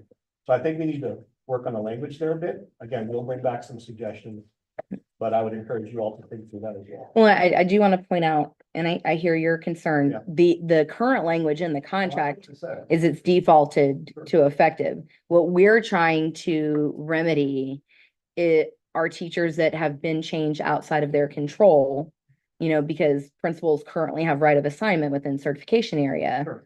To no fault of a teacher, their SAO second semester deadline's gone. Now their SAO's trashed, in Journey gets rid of it programmatically. They can't do one. And then now let's say they've been a highly effective on their SAO for years. And then now all of a sudden, because something happened outside of their control, they're penalized for that. And so that's what the committee is trying to address. And from committee, I had a qualifying where it says last overall. Was that from previous year? That would have to be from Yeah. from the one that's been, if it needed to be appealed or otherwise. Mhm. Yes, sir. So that was, And go ahead. I also had the same remark. I was already writing notes relative to where Mr. Hyde was, because you could have reading specialists that have scheduled pages when they meet kids. I'm not sure if that's what this means, or things like that. So there really is a lot of different variations and twists and turns on schedule change. Like a reading interventionist would be on a non-classroom teacher SAO because they don't have kids specifically tied to them in Journey or through Focus, which talks to Journey. They would have a non-classroom supporting the program. But the language doesn't speak to the schedule change. You see what I'm saying? Because I know people that have Okay, so you have schedule schedule changes. change place That's in the right. classroom. That's So- right. And that goes explicitly to your example, right? Mhm. If they miss that deadline. So those are the kinds of situations I think we need to, you're not gonna capture them all, but I think we need to do a better job in the language of trying to provide some examples. Or really rely heavily on that committee and say that certain situations have to default to the committee.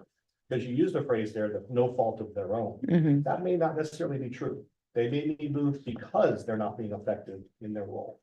And they've been coached and they've been supported. Now, in the absence of coaching and support and documentation, I agree 100%. They shouldn't be penalized or be punitively given.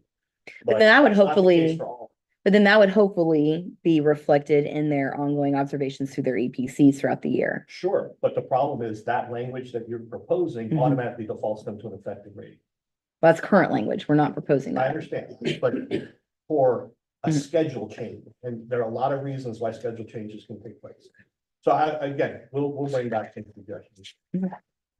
Right? Do you want to do your last one and then we finish out? Sure. Okay. We'll go with the advanced degree piece on my side, so we can prepare to hand that out. By the way, are we gonna go back through these? We will. I'll let you do yours and then I just wanted to go ahead and get everything out All right. and then we'll go through it. I felt like I was listening. Well, and on the agenda Laura gave out, we had health plan discussion. I just, yeah, like, so, yeah. Oh, okay, okay. Yes, sir.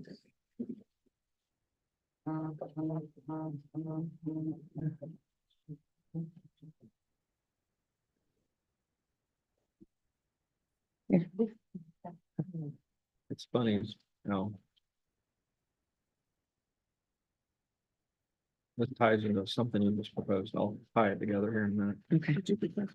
Yes, I can.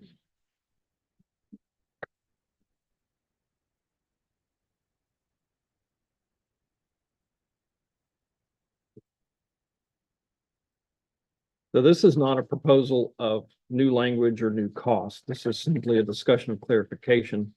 And I was looking across at Stephanie, kind of said, this is interesting because it kind of connects to something that's already been proposed at the table today that we don't have resolution to, and that was the proposal of the student services schedule. Mm. Because the advanced degree is a part of that. And so that was gonna be where I started this discussion of clarity would be the fact that I believe it was the last cycle at the table, Two cycles. 2 cycles. 22, 23 We school year. developed the student services schedule where the election of 196, 216, or 236 Mhm. could be done. That being said, those folks that make that election have advanced degrees. The Mhm. contract already specifies, as stated, the value of master specialist doctorate. That's immutable, that's undebatable. But what we've learned is we know that we get questions, and perhaps you get questions, because the hourly rate changes, because some of those folks are 10 months, Mhm. 11 months, 12 months. And so this is not a change or a request, but simply, would this help clarify or answer hourly rate of pay questions based on the rates already codified in the contract? So for example, I'll just walk one example across. So a master's at 3162 for a 10-month contract works 1519 hours, 1,519 hours annually. So what that means is if you take 3162 divided by 1519, you're going to get 2.08. That's the hourly rate of pay for that advanced degree. If you do the same for the master's for 11-month, same math, except you divide it over 1674, you get 1.89. Masters over 12 months for 1976, you'd get 1.6. Mhm. So it's just an issue of not even clarification, but I'm just offering, if it helps answer questions, it's here. Otherwise, we're going to keep explaining it based on the hourly rate of pay and how I it breaks think out. I know the answer. I'm like 90% sure, but I'm gonna ask it. Yeah. So how does SAP calculate it now? Like, is this how it's calculated now in SAP? Okay, Yes, so nothing would be changing. It's just No. more of a clarification piece. it helps answer the question. So, We just. yeah, okay, well, I have one question. Is there a reason why you have the 22-23 school year, or would it be better just to say It's just, annual hourly and annual? no, actually, we should not have a school year in there because it would live on. And mhm, I'll use the word perpetuity relative to what those values are codified in the contract for 3162, 4517, or 6776. Right. Mhm. And as I said, okay, this is honestly, take it or leave it, because at the end of the day, the value is in the contract mhm, and it's the hourly is the hourly. I know you get questions, we get questions because staff meaning, I don't understand why my hourly is different. And we have to Mhm. sometimes explain to them how, well, it's over a different period of. because the supplement's a of fixed days, rate. Annual hours. It's on a variable rate depending on your Right. workload. So, Okay. All right, and I tied it into the other because if there were a change to the other schedule, then for that group, it would become a new point. okay. Okay, all right, thank you. Mhm. for that. Okay. All right, so we will look at para 8 and teacher 6, because there's two things and the language is the same in this first part.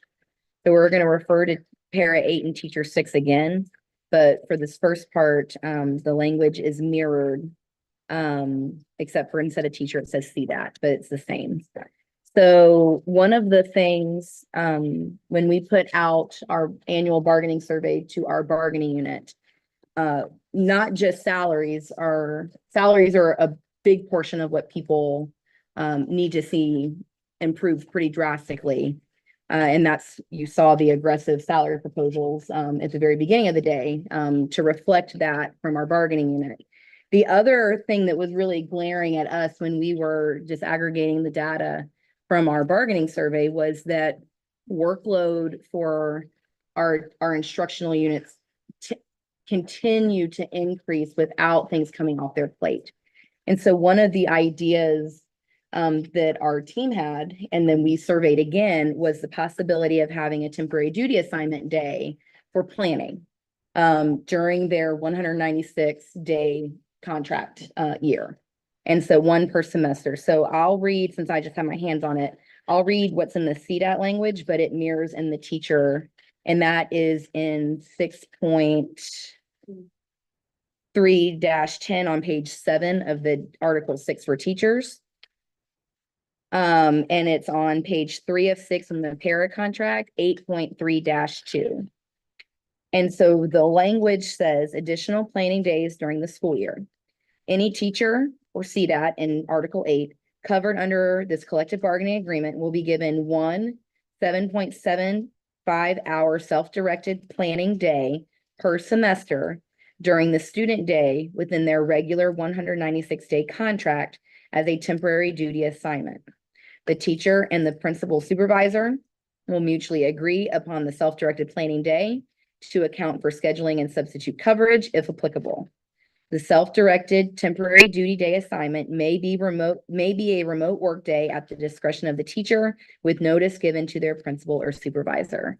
And this is in an effort to give some self-directed planning time to our teaching units, whether they be in the teacher contract or our CDATs who are in our preschools in the para contract to help alleviate some of that workload.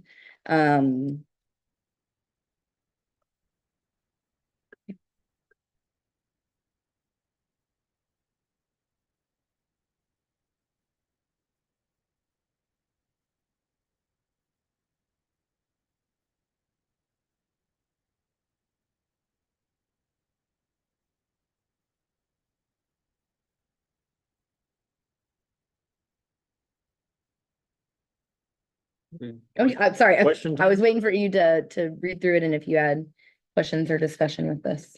So seeking to understand halfway down through, teacher and principal will mutually agree. Does that mean I want this day, you want that day? No, that's not going to work. We'll try another date till we find a date.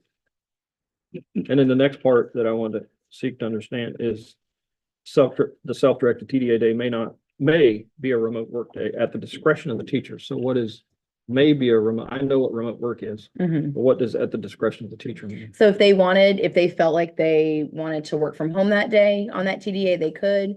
If they would rather, if they're like me, I need to be in a more structured space to work. So I prefer to work at work, if at all possible. So it would kind of be up to the teacher. And sometimes maybe they're cutting down an hour of driving and they could remote work that day on that TDA and get more done. And so that could be at the teacher's discretion as long as the supervisor knew what was going on. And to your other point, Brian, we wanted to make sure that they were mutually agreed upon because at Haines City, you can't have 80 people taking the same day off because that's not feasible either.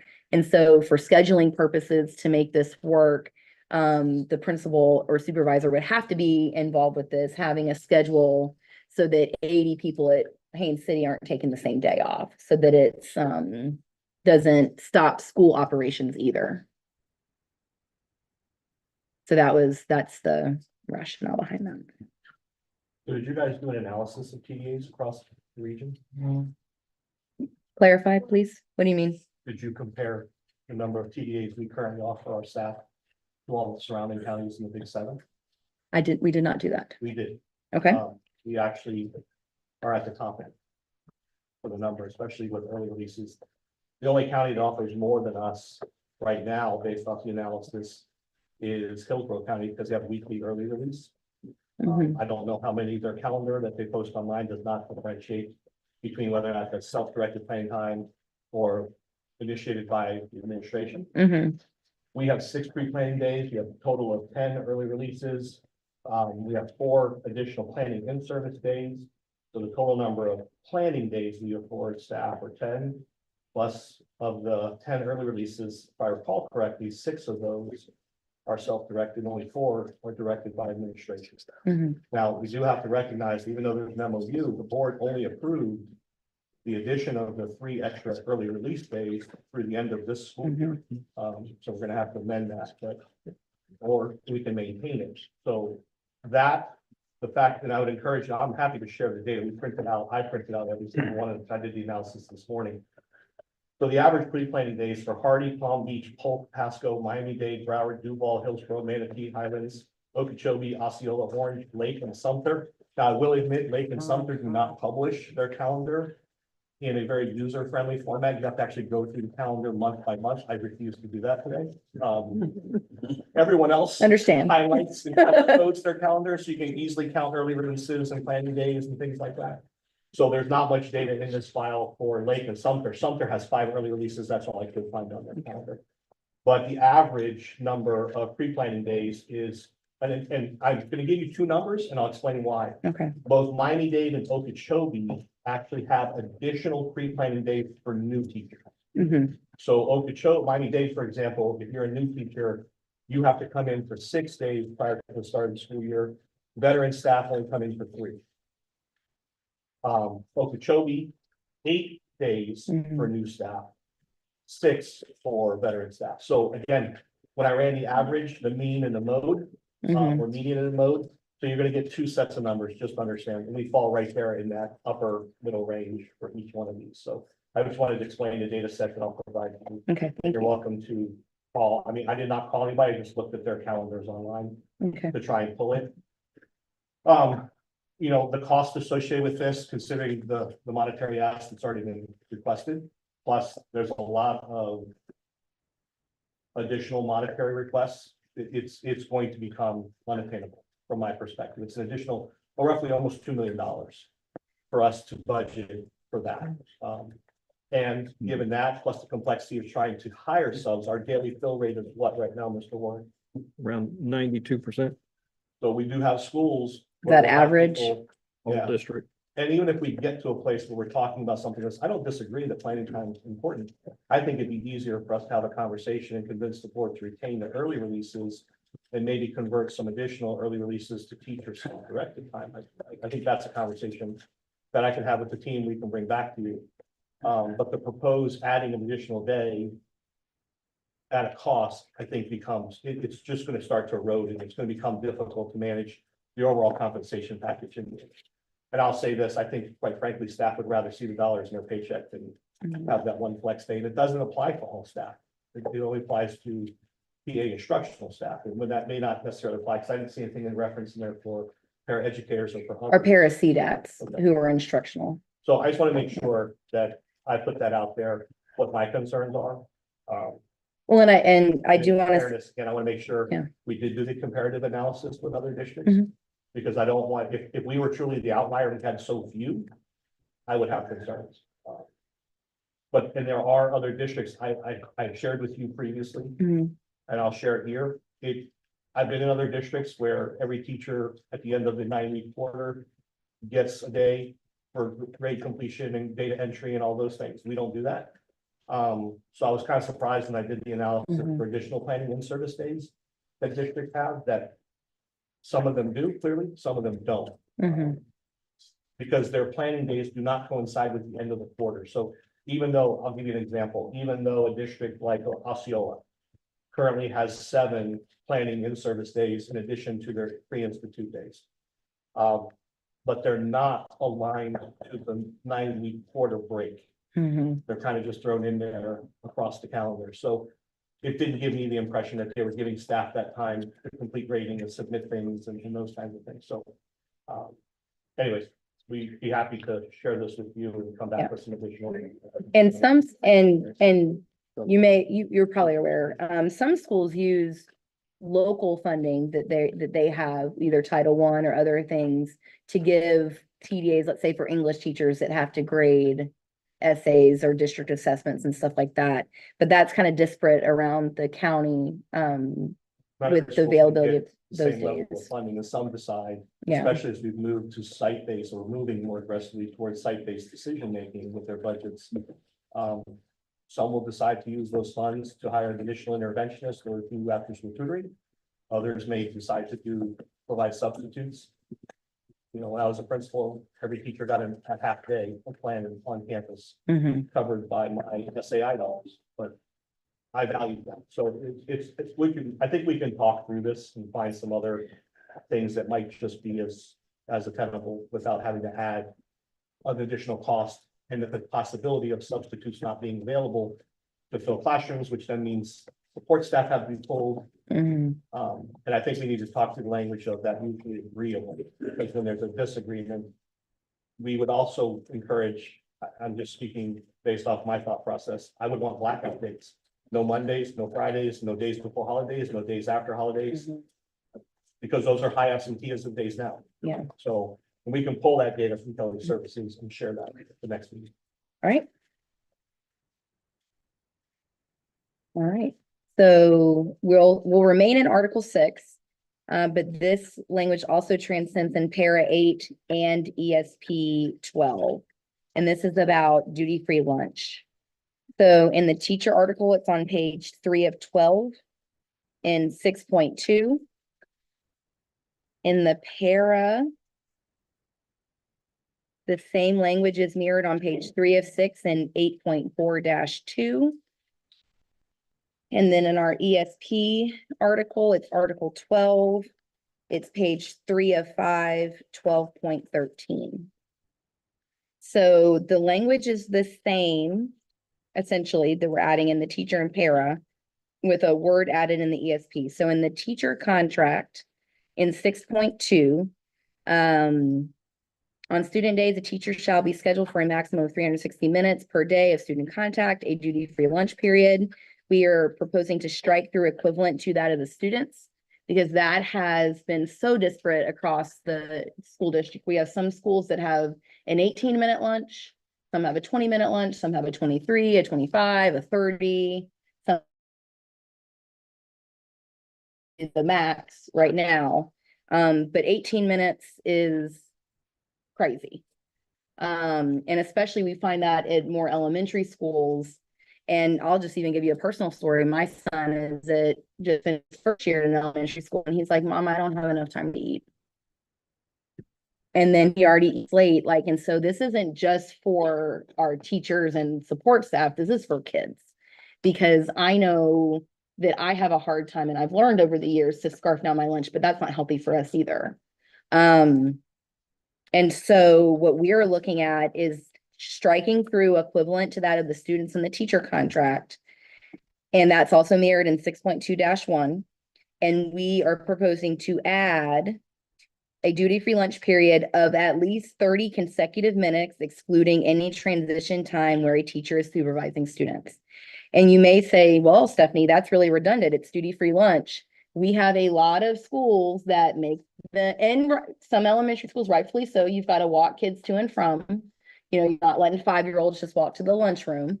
But that's supervision time, and that's not lunchtime.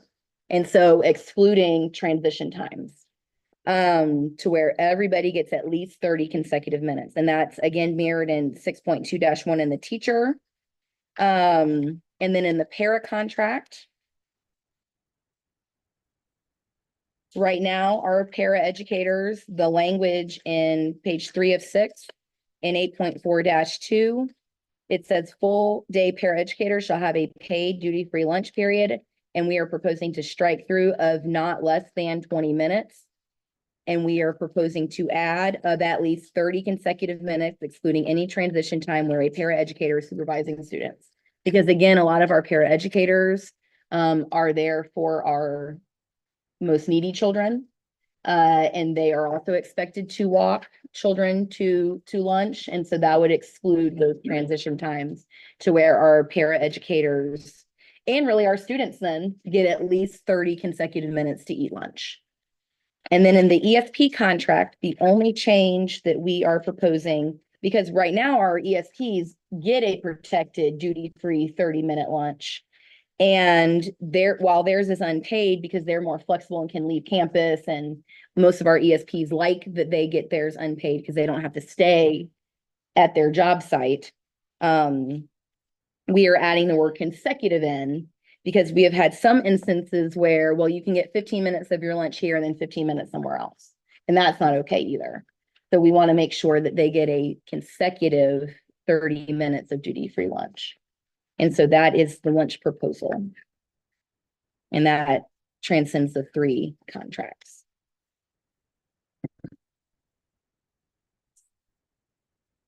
And so that concludes actually what we have today. And so are there any questions or discussion on the lunch piece?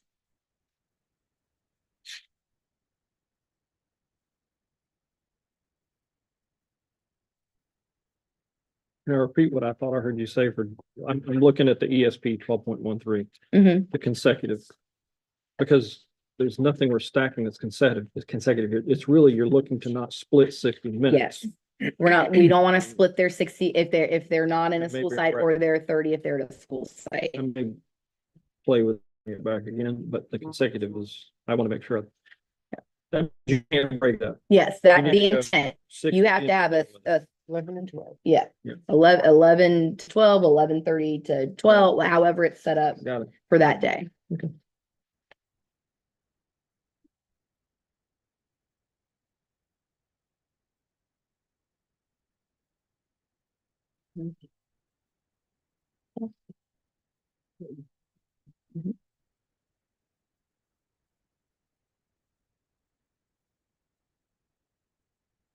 So to that respect, we have come to a place where I think you have presented all your items on the table that you brought.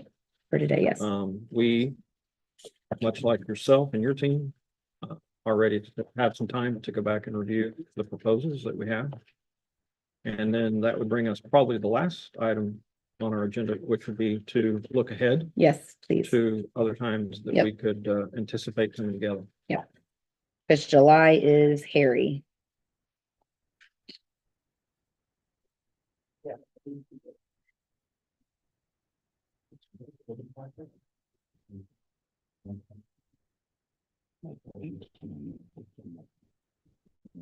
I got you.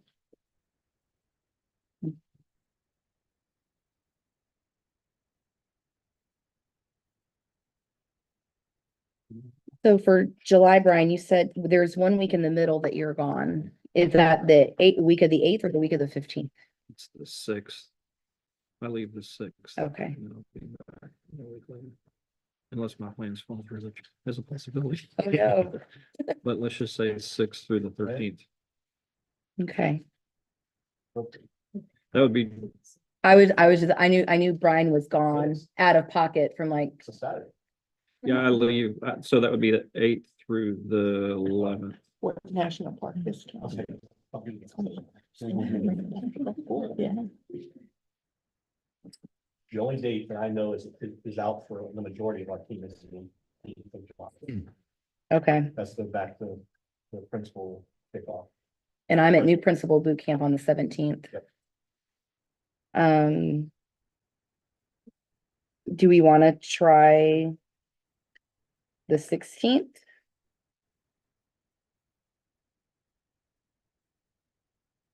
Or the 15th?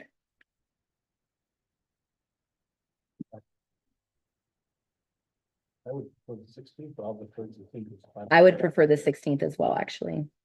I could make the 15th work, but I don't want to. A little cranky on you. same. Same. I'll second that. Big deal. Last week.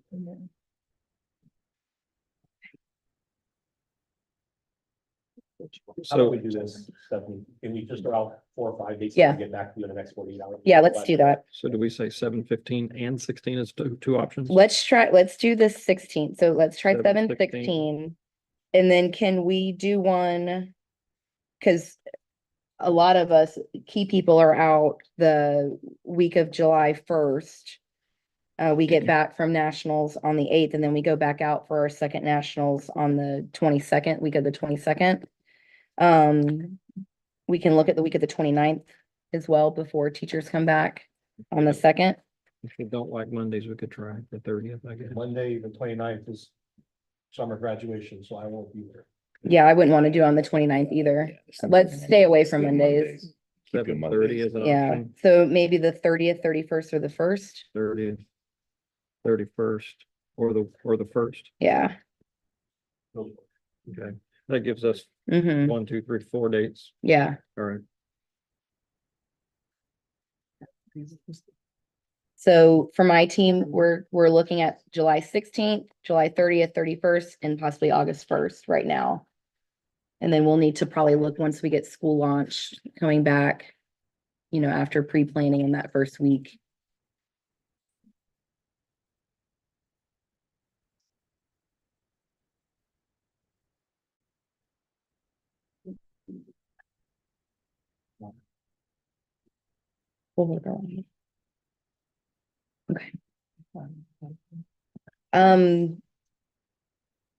We would need, the room to, because we want to caucus with our team, but I don't want to make a lot of them drive all the way back to Bartow. Can we use Jim Isles for a little bit? Beyond that Okay. wall is a room. Okay. But I want to clarify, we're not going into caucus.